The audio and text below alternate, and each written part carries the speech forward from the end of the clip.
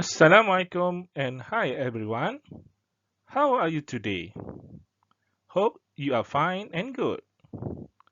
We continue chapter 10, Standard Costing and Variance Analysis, part 2, week 15.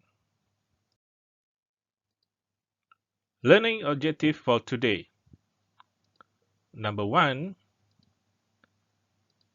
elements of standard cost. At the end of this lesson, you should know element of standard cost for A. Direct material. B. Direct labor. And C. Manufacturing overhead. Learning objective number 2. Variance analysis. We will learn direct material variance, that is price variance, and usage or quantity variance. B. Direct labor variance, rate or price variance, and quantity or efficiency variance.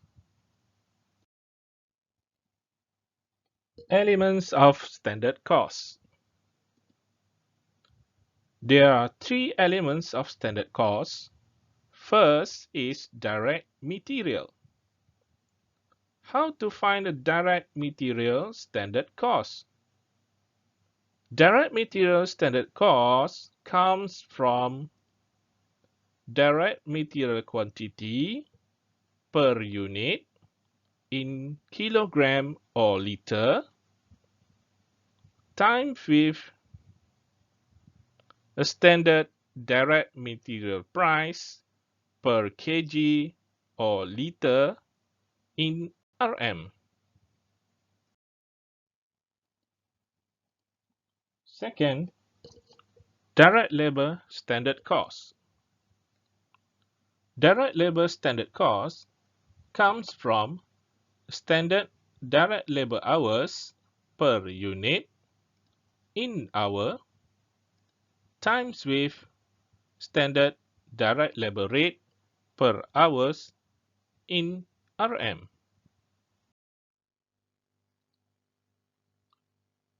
Third is manufacturing overhead standard cost.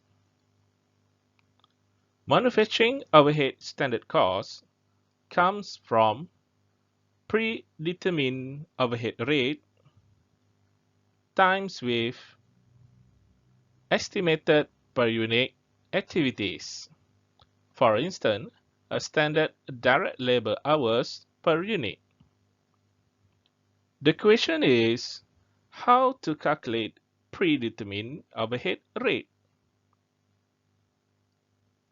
The answer is estimated overhead cost divided by estimated activity. Now look at the variance analysis. An analysis of the difference between total standard cost and total actual cost is called variance analysis. Variance analysis attempts to identify and explain the reasons for the difference between a standard amount and an actual amount.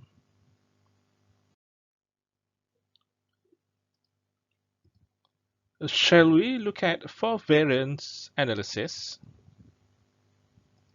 There are direct material variance, direct labor variance, variable overhead variance, and fixed overhead variance. Direct material variance. The direct material variance is comprised of two other variances, which are price variance and quantity or usage variance. Price variance. difference between the standard and actual cost per unit of the direct material purchase multiplied by the actual quantity used in the production process. This variance is the responsibility of the purchasing department. B. Quantity or usage variance. Difference between the actual quantity used and the standard quantity at actual units of production multiplied by the standard price per unit. This variance is the responsibility of the production department.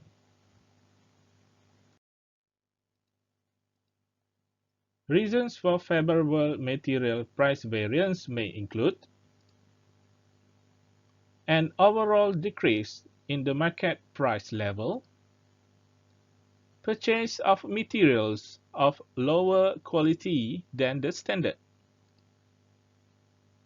Meanwhile, reasons for unfavorable material price variance may include an overall hike in the market price of materials, purchase of materials of higher quality than the standard, increase in bargaining power of suppliers. Next is reason for favorable material quantity variance may include purchase of material of higher quality than the standard. This will be reflected in adverse material price variance.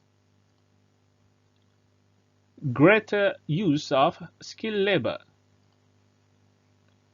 Training and development of workforce to improve productivity.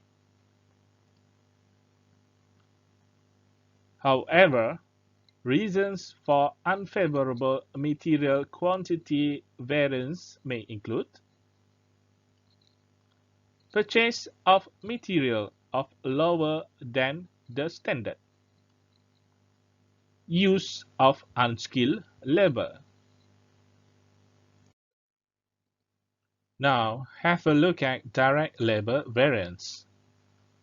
The direct labor variance is comprised of two variances, which are first is rate or price variance, second, efficiency variance.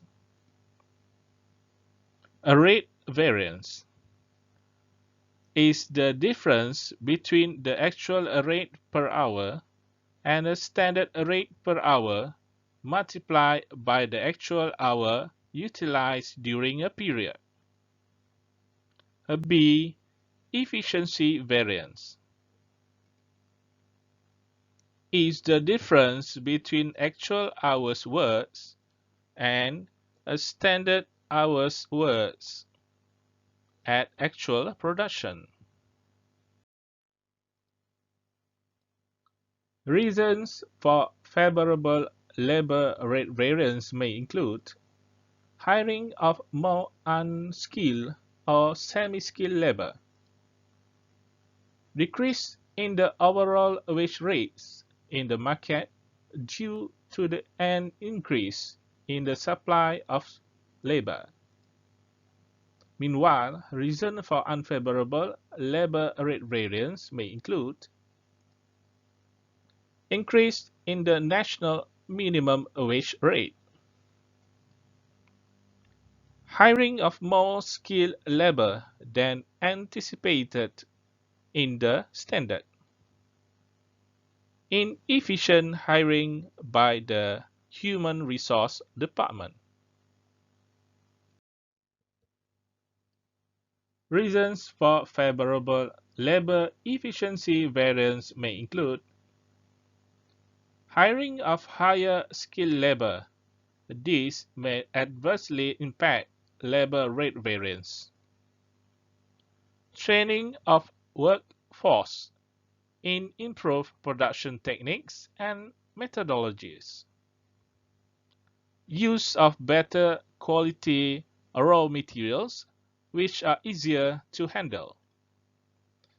Meanwhile, reason for unfavorable labor efficiency variance may include hiring of lower skilled labor than the standard, decrease in staff morale and motivation. Question for today. Number 1. What is the element of direct labor standard cost? Number 2. Explain variance analysis. And number 3. Give 2 reasons for favorable labor efficiency variance.